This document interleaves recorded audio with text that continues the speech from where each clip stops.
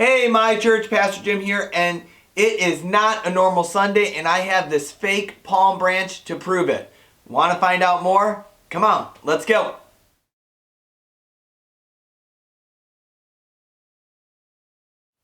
Alright guys, I have this beautiful fake palm branch here because today is Palm Sunday. It's the day that followers of Jesus are reminded. They remember, they celebrate the day that Jesus rode into Jerusalem on a donkey. And the people in Jerusalem were so happy to see him. They were celebrating by taking palm branches and waving them as he passed by. And they took their best clothes, their very best clothes, and laid them on the streets so that Jesus could walk across them as he rode on the donkey. And the reason why Palm Sunday is so important, it was the moment that Jesus proved he wasn't bluffing.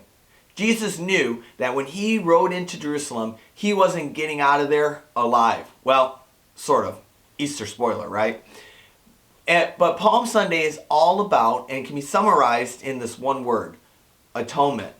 Now, maybe you hear the word atonement and you know what it means. Maybe you've heard the word atonement and in a crowd somebody said it to you and I've done this before, and you said, yep, shake your head like you know what it means, but really in your brain you're like, I have no idea what this person's talking about. It's kind of like a palm branch, fake it until you make it kind of thing, right? And maybe you've never heard the word atonement before, but you are so confident that I'm going to explain it right now in such a simple, easy to understand way that you're going to leave here today being able to explain it to somebody else. I don't know. We'll see about that. All right, so here we go. Atonement means to make things right. Imagine this. You're 12 years old, and for the last week and a half, your mom's been telling you to clean your room. But every day for a week and a half, you come home and you didn't touch a thing in your room. You didn't pick up your toys, you didn't make your bed, nothing. You just basically totally ignored mom, right? And when you went to bed at night, you went to bed in a room that was still messy. And so one day, it's time for dinner and you go to the dinner table, you sit down, you look over, and dad's got a big steak, mashed potatoes, gravy spilling all over, and you're hungry because you just got done playing outside, and you look down at your plate expecting to see a steak of your own, but there's not. There's just a slice of bread. And so what happens? My guess is your stomach starts to growl. You start to think back and know that you deserve this, that this is your punishment because for the last week and a half, mom's been asking you to clean your room. She's been reminding you, and you've totally just ignored her. And so as your stomach starts growling, not only are you fighting physical pains, but emotionally you know that you messed up, right? And then, just when everything looks like it's just going to go this way and you're just going to have to deal with it yourself, dad reaches over, takes your plate with just a piece of bread on it, and gives you his plate full of food. Guys, that's atonement.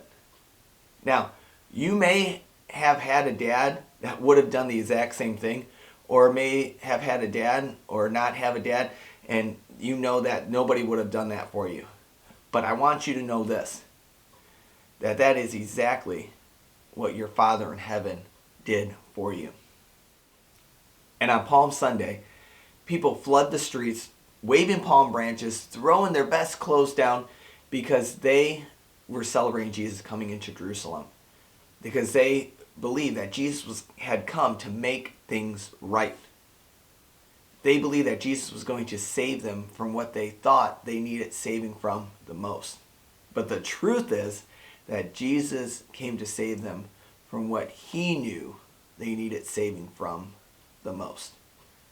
Let me explain that for a second. See, if you were in the crowd that day, most likely you would have believed that Jesus was there to save you from your biggest enemy, the person that you thought was your biggest enemy, which was Rome. They had come and they had conquered your city, they had conquered your country, and you were oppressed. But Jesus actually came to save you from your biggest enemy. And guys, that's what we're going to talk about today in small group. In just a moment, we're going to turn you loose, and together, you and the people around you are going to discover who your biggest enemy is. And it might surprise you. And we're going to then look at how Jesus came to atone, to make things right, to settle the conflict between you and your biggest enemy. So guys, looking so forward to today. I love you. Thank you for helping all people encounter Jesus. But before we go, I just want to give some announcements, guys, okay? See, it is Easter next Sunday. So we have a couple different things I want to just remind you about. So here it goes fast, guys. First, we have Good Friday at Facebook Live this Friday at 7 p.m. Guys, it's going to be awesome. We're looking at what Jesus says. And he says that good people don't go to heaven. And so together, we're going to find out who does go to heaven.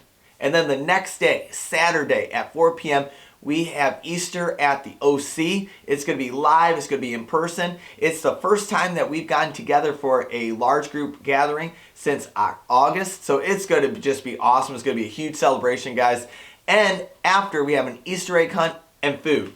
Now, if you remember, at the beginning of the year, we said that 2021 is going to be the year of disciples making disciples. And we looked at this chart and we've been continually talking about it and diving into it. And we set 2 goals this year for each other. One, the goal was for you by the end of the year to grow from whatever column you put yourself in to the next column that God wants you to grow into. And the second thing was we wanted each and every one of us to bring one new person to church. And what better day than to invite somebody to church than to bring them along for Easter, for not only celebrating with you, but an egg hunt for the kids, and then celebrate with a meal afterwards, guys. So this week, make sure you take some of those Easter invites, pass them around, share it on Facebook. It's just going to be an awesome, awesome celebration, guys. I just can't wait. Easter's like my favorite holiday. I don't know about you, but it's just awesome. We're going to rock it out. So guys, that's it. I'm going to be done talking so you can get into your groups and you can get talking.